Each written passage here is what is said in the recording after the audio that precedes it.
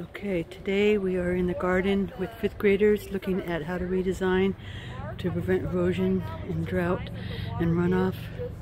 And not really being utilized, but she encourages you to come and walk around.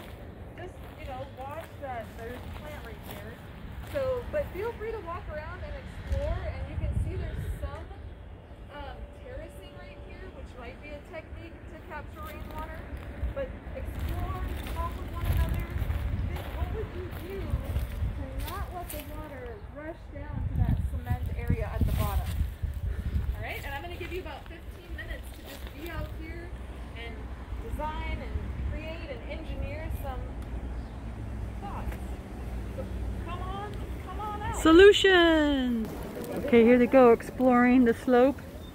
Going downhill. Pretend like you're a drop of water going downhill. How fast would you go? By the way, the plants have roots that help hold things in place. That's a hint. Plants help stop a runoff. All right, mapping it out, drawing some ideas. Okay, they're going down into the drainage ditch. That's where the water flows all the way down to the railroad tracks. So what ideas do you guys have to try to prevent the water from going? If you put like a certain type of slope with like concrete, it can like build up water like into the roots. Yeah, you want the water to go build up and go down. So if you want like for this tree here, if you put like a concrete wall kind of to keep it sloped, if it goes, it'll stay there, and then eventually it'll go down into the water and probably hit the roots maybe, and then it might. Yeah, like a series of basins, or you said concrete. If it goes down, the water that goes into the gutter, you put it into a pipe that goes into a sprinkler, but that takes energy. Right. But yeah. So be more passive. That another word they use for that is a swale, where the land goes down and then the water collects in the gully, but not all the way down into the drainage. Yeah. Good.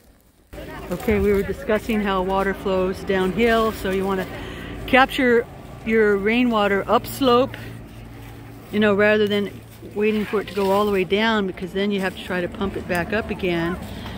So you want something more upslope here, which is a swale, which is like a ditch, but it collects the water up here, and then maybe another one and another one. That's why we have these 3 pieces of wood here as a sample.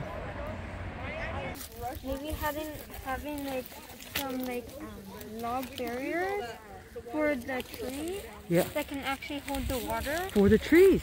Yeah, and then I was thinking about other ideas for the other plants, like flowers and okay, yeah. Sometimes they call it a basin. Like you build something that goes around this tree to hold the water in place. Is that what you're thinking? Okay. Okay, they're saying plant more bushes to collect more water. Correct. The more plants that help hold the water in place with the roots is good.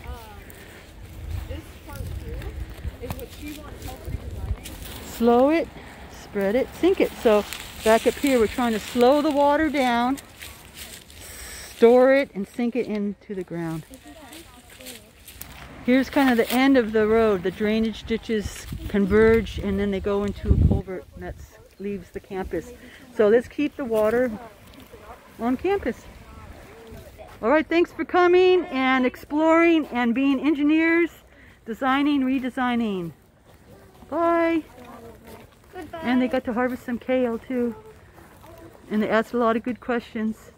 Here we are at Los Ranchos School Garden. Yeah, they were asking good questions, such as what plants can tolerate the drought, which ones can live in water, can you plant in the ditch, or can you make more ditches to collect the water, and other ideas of barriers and berms and swales, a series of places to catch and store the water. The phrase is slow it, spread it, and sink it. Okay, bye. Stay healthy, happy, and smart.